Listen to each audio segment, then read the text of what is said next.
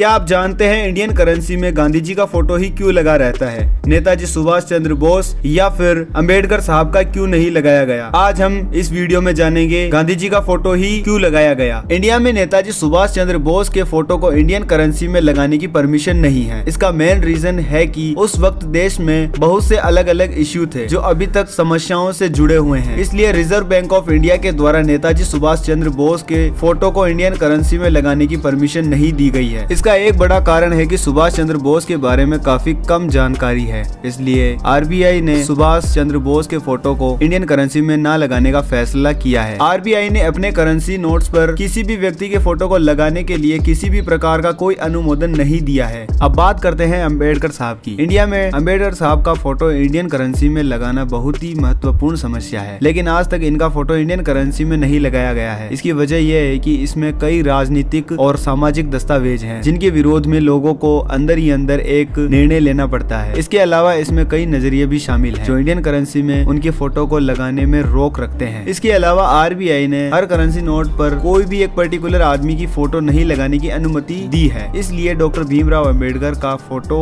Indian currency में नहीं लगाया गया है। इसका सबसे बड़ा और मुख्य कारण है कि आरबीआई की पॉलिसी के मुताबिक किसी भी व्यक्ति का फोटो करेंसी नोट्स पर नहीं प्रिंट किया जाता है। इसलिए इंडियन करेंसी में बाबा साहेब का फोटो नहीं लगाया गया है। गांधी जी का फोटो इंडियन करेंसी में क्यों लगाया गया है? गांधी जी का फोटो इंडियन करेंसी में इसलिए लगाया गया है क्योंकि उनकी याद, उनके सम्मान के लिए और उनके जीवन की अच्छी यादों को याद करने के लिए लगाया गया है। उन्हें एक ऐसा बहुत बड़ा विकास किया है जो हर व्यक्ति को बहुत ही सहयोग देता है। उनका फोटो इंडियन करेंसी में लगाने से देश को उनके आने वाले समय में होने वाले बहुत से विकास के प्रश्नासन करने का एक तरीका है। उनका एक बहुत ही बड़ा योगदान रहा है इंडिया की आजादी के लिए और उन्होंने बहुत सारी अच्छाइयाँ की हैं जो अब देश के लिए अनमोल है। इसलिए उनका फोटो सभी इंडियन करेंसी नोट्स पर लगाया गया है। तथा महात्मा गांधी ने स्वदेशी आंदोलन को बढ़ावा देने के लिए इंडियन रूपी में अपना मुकुट और चश्मा लगाया था, इसलिए उसका फोटो इंडियन रूपी में लगाया गया है। नेताजी सुभाष चंद्र बोस और गांधी जी के बीच की तुलना करना कठिन है। दोनों ने भारत की आजादी के लिए अपने अलग अलग तरीकों से काम किया। गांधी जी ने अपने अनुशासन और अहिंसा के माध्यम से आजादी के लिए लड़ाई लड़ी। वह सभी को एक साथ बांधने के लिए अपने संगठन को समर्पित किया, जबकि नेताजी सुभाष चंद्र बोस ने आजादी के लिए आत्मसम्मान और स्वतंत्रता की लड़ाई लड़ी। वह भारत के स्वतंत्रता के लिए अपने सैनिकों को प्रेरित करने के लिए अपने आत्मसम्मान का उपयोग किया।